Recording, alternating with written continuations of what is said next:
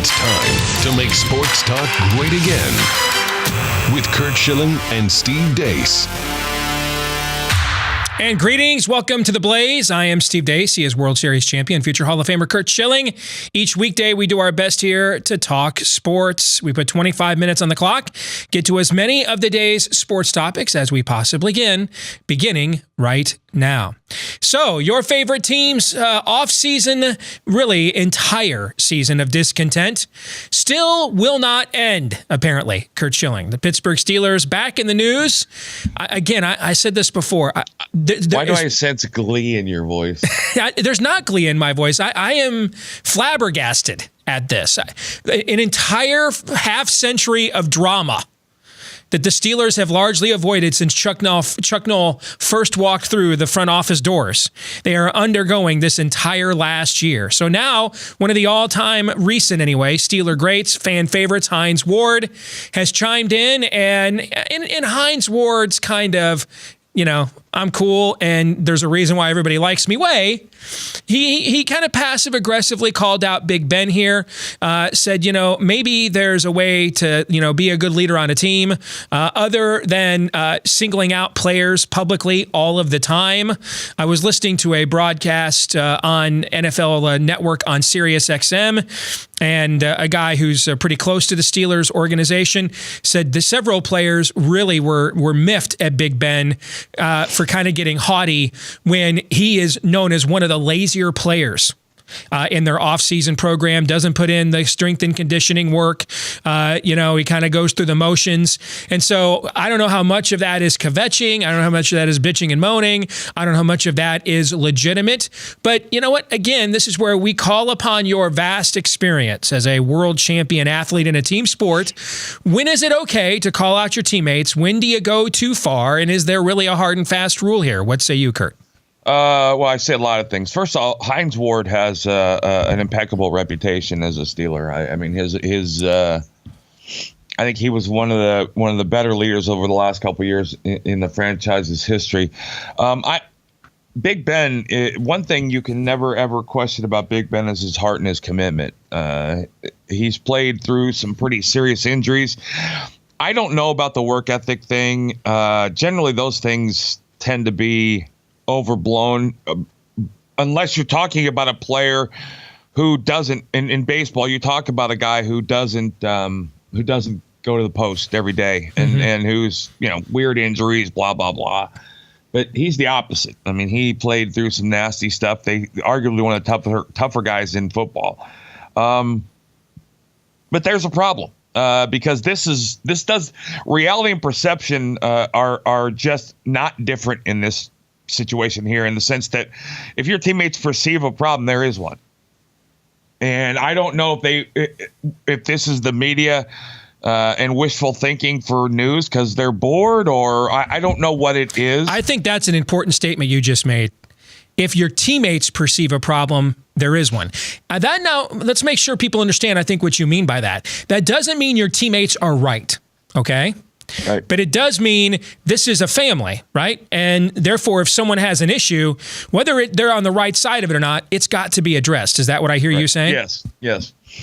And probably no more different position in sports than the one he plays. He's supposed to be a leader. He has to be a leader, and I think he is to some degree. But if he loses the hold, I've never been in a high level football huddle. I've always understood the quarterback as demanding attention and commanding respect. And if you lose either one of those things, you start to lose your ability to be good.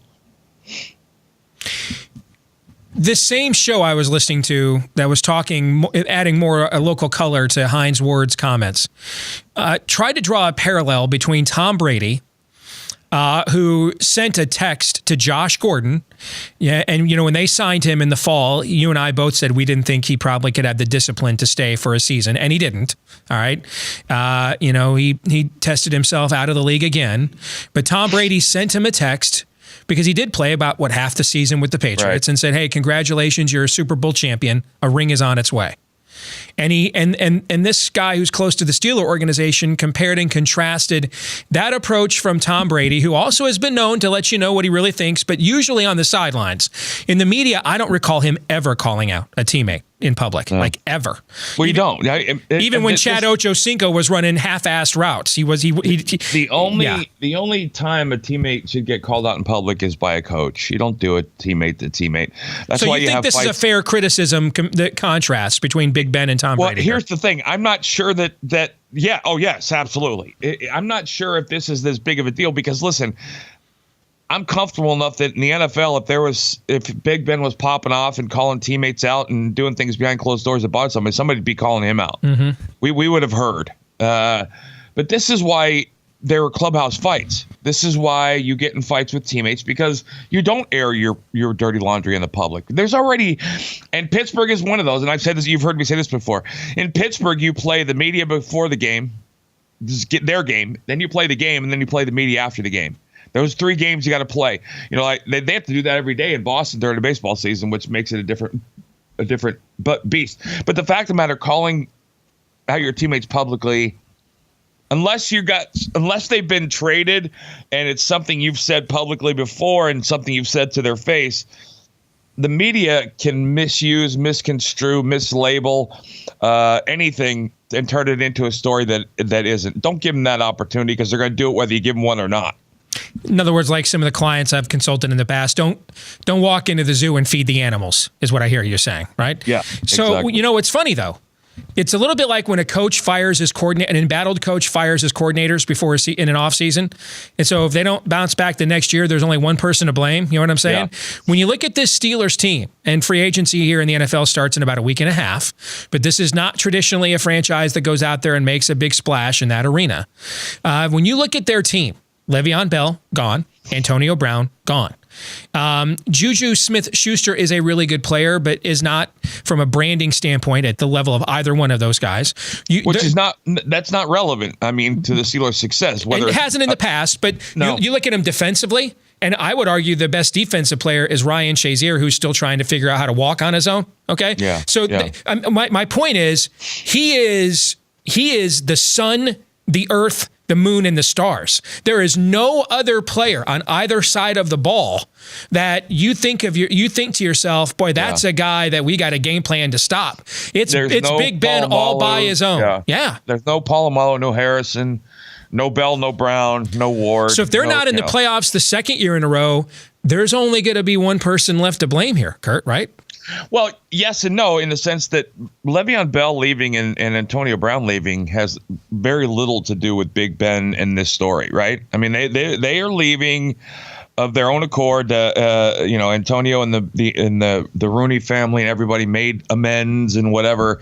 But I don't believe Ben Roethlisberger is a Super Bowl quarterback without significant complementary pieces. Mm-hmm. I don't. And James Connors, he put up really. We saw that this year. We just saw that. You know. Yep. And we're also talking about a guy, by the way, we haven't so far this offseason, but the previous 2 off seasons, we had discussions about whether Ben Roethlisberger was going to retire or not. Right. You know, because of things he said. Yeah. Yes. Yeah. And because of his willingness and the beating he has. Everybody talks about how, the amount of sacks he takes, but it doesn't take because of his size. We forget, though, how many hits because of how big that body is that he has taken over the years. And again, he is an incredibly tough player. Yes, he is. No doubt. He's played through some amazing adversity. So.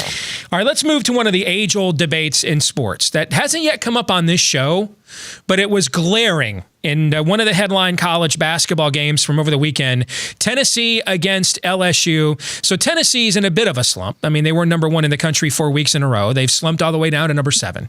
LSU is having a bounce-back season with a head coach about to be subpoenaed. We'll talk about that maybe here in a few minutes. But this was one of the best games of this past weekend, and on a play that a lot of fans on both sides of this debate in media are still talking about.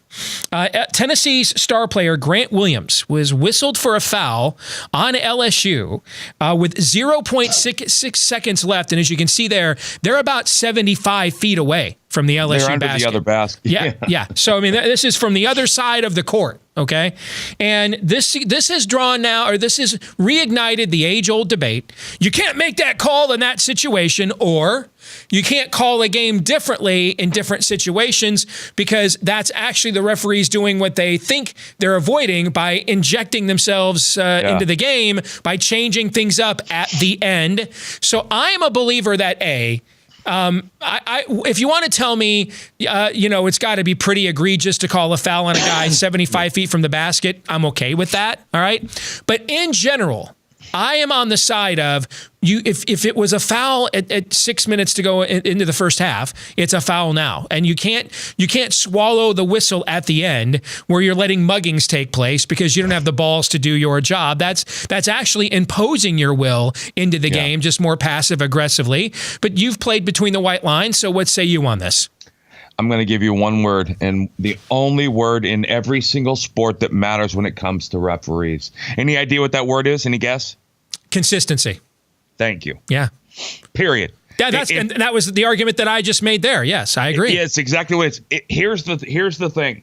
You cannot, and hockey is a sport where it's famous for it when it comes to big, important late season, postseason games. They kind of put their whistle in their pockets.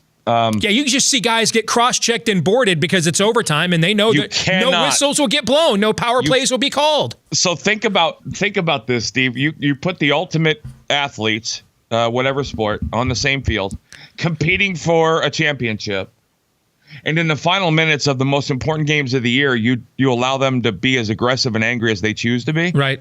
Nothing good happens there. I'm with you. I'll tell you what here's the problem. In baseball, it's even worse in the sense that, you're talking about, remember this, you're talking about in baseball, you're talking about this is a very different dynamic, a game with no clock. So you're talking about referees being on the field for 2 to 4 hours in a night, right? And when they are making mistakes early, some of them will spend 2 to 4 hours trying to even it up. Mm-hmm. Right, and you've seen this in hockey where you're down 4-0, and all of a sudden you're on power play because why? There was a marginal penalty called that won't even be remotely called when it's 2-1 in the third period with 2 minutes to go. Hockey players know that. Excuse me, and I honestly think, honest to God, another reason why they're such great athletes and the nicest guys. I don't think they try to take advantage of that, right? Because if you get out. We're so hypersensitive these days in the media. If we were to go back to old time hockey, slap shot hockey, the media would go nuts because of the level of violence and the fighting. And I saw what you're talking about. I watched Michigan Ohio State college hockey over the weekend. And on Saturday night, in back-to-back periods, Ohio State players got called for game misconduct, 5-minute majors. Yep. Okay, for literally, because you can't do this in college hockey, literally driving Michigan players behind their back headfirst into the boards. Now, you could do that 5 years ago, but today with the focus on head injuries, you can't do stuff like that, and right? we watched kids get paralyzed. Yes, so it's the one thing in I'm trying to think of hockey. Driving a player into the boards in hockey is like throwing at somebody's head in baseball, or some out of bounds penalty that's just absurd, and you just don't do it. So 2 Ohio State players get ejected for game misconducts, 5-minute majors, which means you're on the power play the entire time, right? But in both cases, Michigan had a player come over and push the Ohio State guy who did the game misconduct, basically to stand up for his teammate, and got a 2-minute minor in both cases. Right. Because you could just sense the officials are like, do we really want to give a 5-minute power play here with that just continues for the entire time? No, we'll split the difference and make it 3 minutes by offsetting a 2-minute minor. They did it both times. That's exactly what you're talking about. Because in hockey, it's the ones you can't let the game get away from itself. Mm-hmm. Because you will have someone paralyzed. And in baseball, this is what the retaliatory rules are with throwing at each other, asking umpires. And I talk to Major League Baseball umpires, and I guarantee you it's the same way in other sports. They're asking umpires to be arbiters and say, and deem intent. And umpires hate that. Right.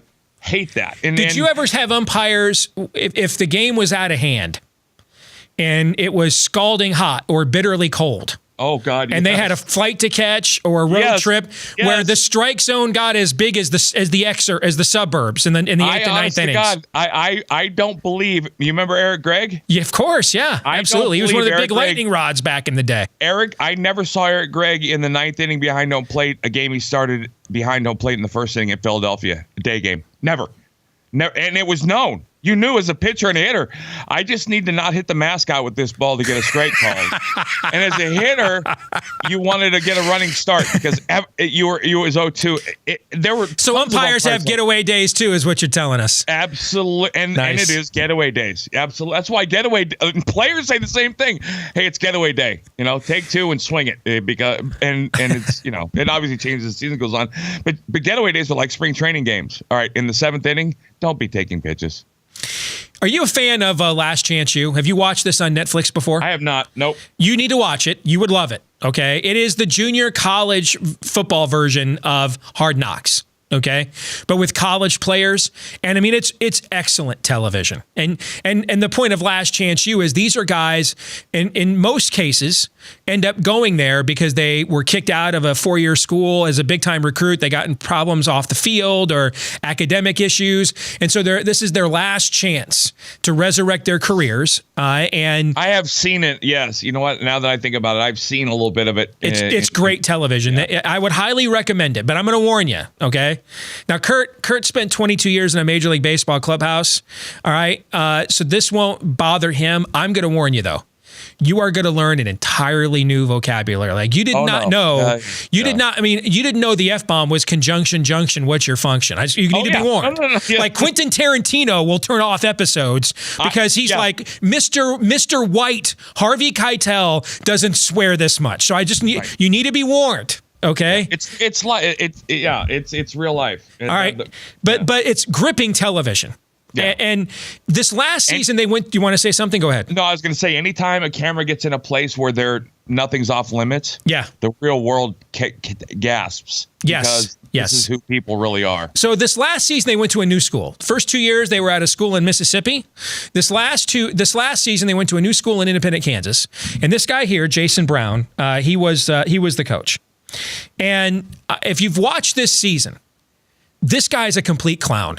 Okay. And this is the white guy. Is that not in a good sense? Not in a good way. Okay. This is the white guy. I mean, he's like, he wants to let you know he was the one white kid that lived in Compton. He's that guy. He played just enough football to be dangerous. Yeah. At a small school. Yes. And he's all hardcore and street. Right. The white guy. So he's a white guy. He's a white guy who tries to act black. Yeah, and that guy that everybody can't stand. All right. Yep. And for different reasons, even the white Republican and the black Nation of Islam guy on the team look at each other and agree. We can't stand that guy. He's Michael Rappaport. All right. But he kept recalling himself a gangsta and all this kind of stuff the whole season long.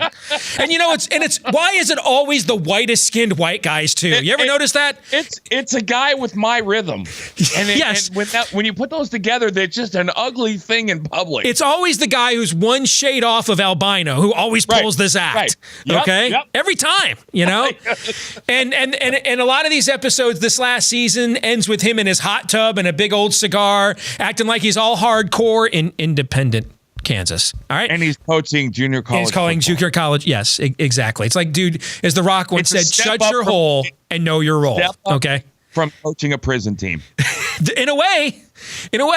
So he's back in the news because he resigned this week when it came to light that he texted to a German player on his team, quote, "I'm your new Hitler," unquote.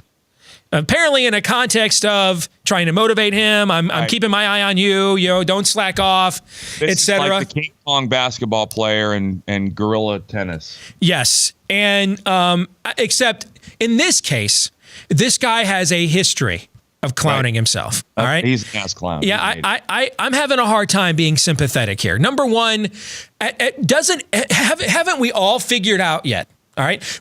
The old great Iowa State, Michigan basketball coach, Johnny Orr, used to tell me, nothing good happens after 1 a.m., coach. He used to say that to me all the time, okay, back in the day. And I know where you're going with the next one. Nothing good. Whenever you go to type in the word Hitler, whenever you go to say it, all right, Stop. Nothing good will happen after. Nothing. Ever. You know, Woody Hayes once said about the forward pass, 3 things can happen and 2 of them are bad. In this case, 3 things can happen and all 3 are bad. They're all bad. When you go to use any Hitler reference, stop. You rewind the tape and don't go there, girlfriend. I compared Muslim extremists to Nazis.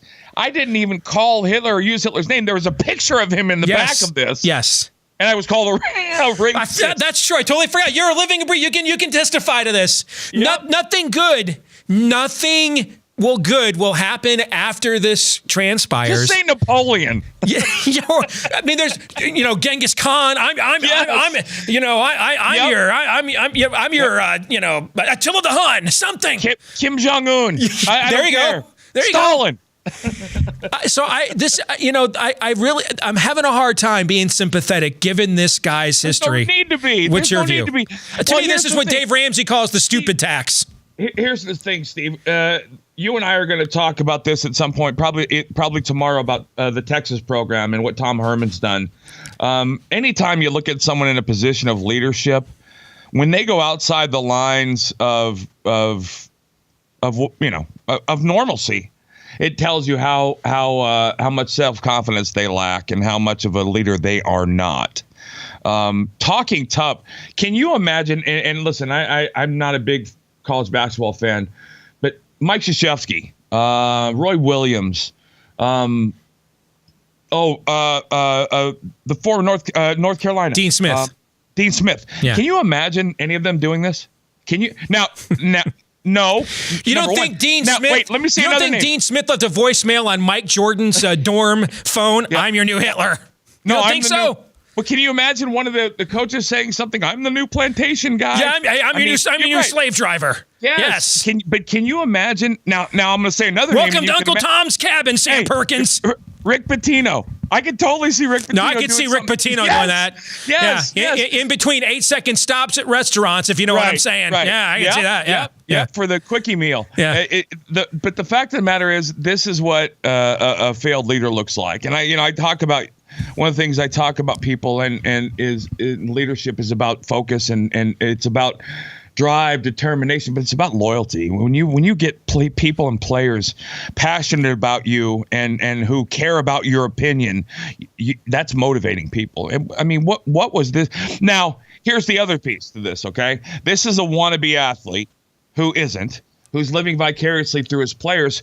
Generally, these people, like our president, try to be funny when they're not. Mm-hmm. And maybe this might have been nothing more than just an exchange where the player was laughing his ass off, like, oh, my God. And one of his teammates saw it and said something. That's true. Yeah. And listen, nothing happens in a vacuum on a team. They're at a party and he does this. And the guy's like, dude, coach was all over me today. Look at this text. Yeah. Ha, ha. Yeah. And like we're learning with the Robert Kraft story, when the media gets a hold of something, they can write a bunch of BS that has nothing to do with anything, but they'll make somebody look bad if they can. And does this bring up a broader discussion about reality TV shows within sports teams? If you look at the records of playoff appearances of teams that have been on HBO's Hard Knocks, and the amount of those teams that had playoff, going back to the first season, when the Ravens were the first team on Hard Knocks the year after they won the Super Bowl, they did make the playoffs. The vast majority of teams that are on HBO's Hard Knocks do not play in the postseason. The Cowboys broke that streak recently, but most of the time you see the team that's on Hard Knocks doesn't make the playoffs. Does it just create too much of a toxic atmosphere around what should be more of an insulated environment, do you think? No, it makes the toxic atmosphere public, which makes makes the fallout bigger. Exactly. Remember how they talk about reality TV is not reality TV because the presence of the camera immediately changes the dynamic. True. As soon as reality TV exposes and listen, I've seen these episodes. I can tell you, I've heard and seen, and maybe in times said, far worse than anything you've heard on Last Chance U. Because at 4 a.m, when you're going through customs in Toronto and you've just been swept by the Yankees, and you have a day game the next day, and everybody's effing miserable, and on the back of the bus somebody says something that is so not appropriate, but every person on the bus laughs to the point of tears. Mm-hmm. you're going to hear it say things that people just, and that's the thing. The real world has no idea what the locker room looks like and sounds like. And the only place I'd compare it to is the military barracks, the police station, fire station. It is the ultimate. What goes here and happens here stays here when you leave here. Well, we got a little bit of a glimpse last week. I don't know if you saw ESPN flashed a penis up on the screen when they were live in North Carolina's locker room after they beat Duke. I saw 30 of them every night for 22 years. I don't even notice them anymore.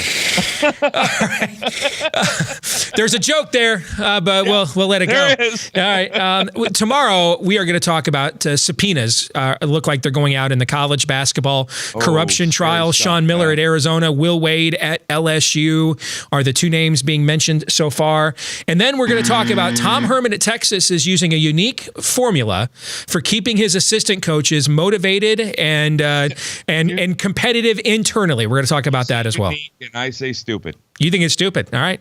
We will discuss it right here tomorrow on The Blaze. Until then, Curt, take care. All right, buddy.